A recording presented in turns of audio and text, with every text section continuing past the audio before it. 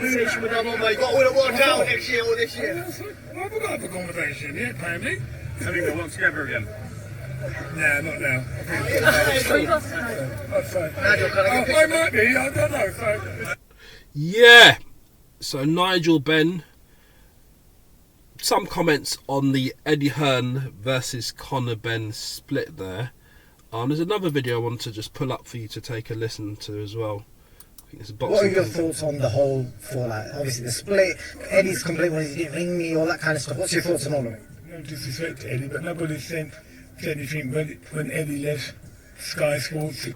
So he's saying Eddie had a similar situation when Eddie left Sky Sports, I think, to go to the Zone. And then, does he comment on it here as well? Let me hear something. I think that might be the same. We've heard about Eddie talking about Conor. Do you just want to see him box now? No, we're not even going down that road. You know, Conor's a bigger man. We're not slagging nobody off. We're not calling nobody no dog.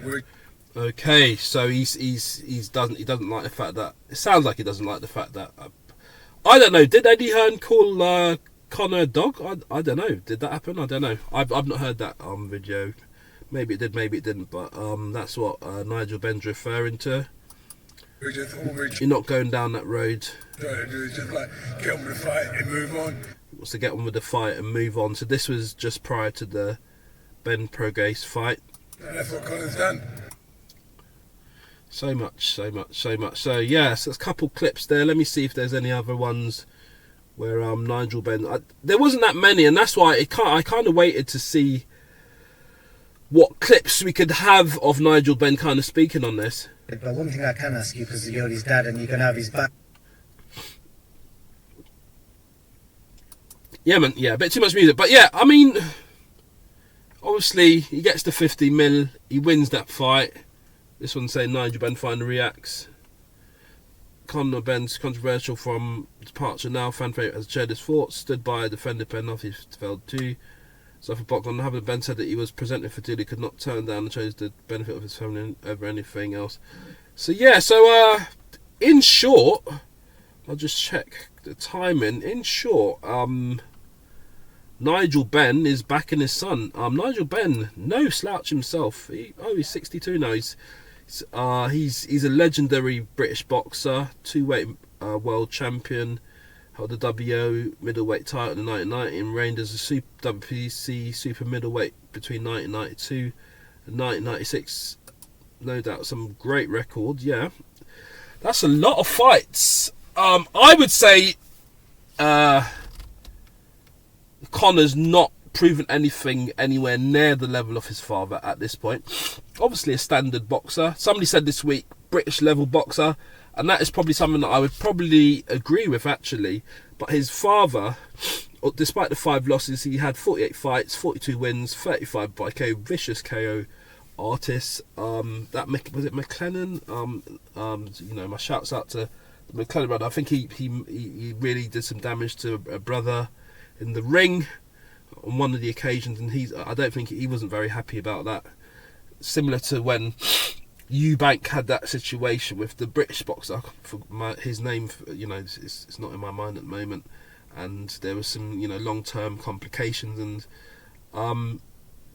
Eubank and Benn in their time, brilliant boxer. You know, as you see there, Benn with an 83% knockout rate, but he's backing his son. He's blocking his son. The hay fever's getting to me this time around. But yeah, he's backing his son, man. He's backing his son, Nigel Benn there. He's backing his son. And you'd expect a solidified front. I don't know what, obviously, conversation you might be having with Conor indoors. But look, if your son gets presented with a deal for 50 million, and I think the bee in Eddie's bonnet, as I understand it, is that Eddie wanted an opportunity to match it. And Eddie never got according to what I've heard from Eddie anyway in these interviews, Eddie Hearn never got an opportunity to match the deal, and then when he tried to have a conversation about it, Conor weren't having any of it, and then they've been going back and forth about, you know, whether money's sent over across to Conor Benn to buy cars and houses and stuff, whether they were, and legal fees, whether they were advances or loans. I'm not going to get into all that. I did look at it in another video. I'm not going to look at it in this video.